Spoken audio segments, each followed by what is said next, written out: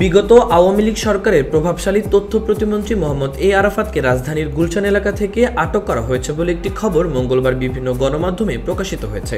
তবে সন্ধ্যার পর ডিএমপি মিডিয়া বিভাগের অতিরিক্ত উপকমিশনার ওবায়দুর রহমান সাংবাদিকদের জানান, তাদের কাছে আপাতত মোহাম্মদ আলী আরাফাতকে আটকের কোনো আনুষ্ঠানিক খবর নেই।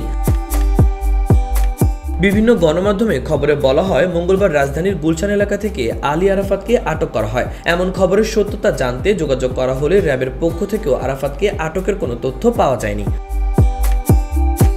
2022 সালের ডিসেম্বরে আওয়ামী লীগের কেন্দ্রীয় কার্যনির্বাহী কমিটির সদস্য হন তিনি।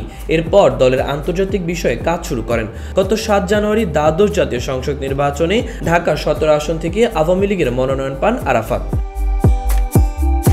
এই নির্বাচনে 48,059 ভোট পেয়ে বিজয়ী হন। তার নিকটতম প্রতিদ্বন্দ্বী বিকল্প ধারা বাংলাদেশের আইনুল হক পান 1380 ভোট। গত 11 জানুয়ারি নবগঠিত মন্ত্রিসভায় তথ্য সম্প্রচার মন্ত্রণালয়ের প্রতিমন্ত্রী হিসেবে দায়িত্ব পান।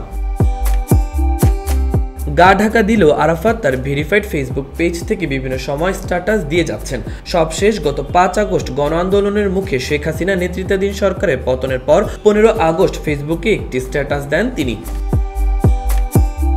এতে তিনি লিখেন, এত লাশের ওপর দিয়ে শেখ হাসিনা ক্ষমতায় থাকতে চায়নি বলেই তিনি ক্ষমতা ছেড়ে দিয়েছেন, কিন্তু এত লাশের ওপর দিয়ে যারা ক্ষমতায় আসতে চেয়েছিল তারা তো এখন ক্ষমতার অংশীদার, তাহলে তারা কেন আরো লাশ ফেলছে? তিনি আরো লিখেন, আগস্টের 5 তারিখে আমরা ক্ষমতা ছেড়ে দিয়েছি। সেই দিনই ঘাতকের দল 450টি থানায় আক্রমণ চালায় এবং নির্মমভাবে হত্যা করে 15 জন পুলিশ সদস্যকে, আহত করে আরো অগণিত পুলিশ সদস্যদের। আনসার ও বিজিবি সদস্যদের উপর হামলা চালানো হয়। সামাজিক যোগাযোগ মাধ্যম থেকে জেনেছি, সিরাজগঞ্জের এনায়েতপুরের থানায় অন্তঃসত্ত্বা একজন নারী পুলিশ সদস্যকে হত্যা করা হয়।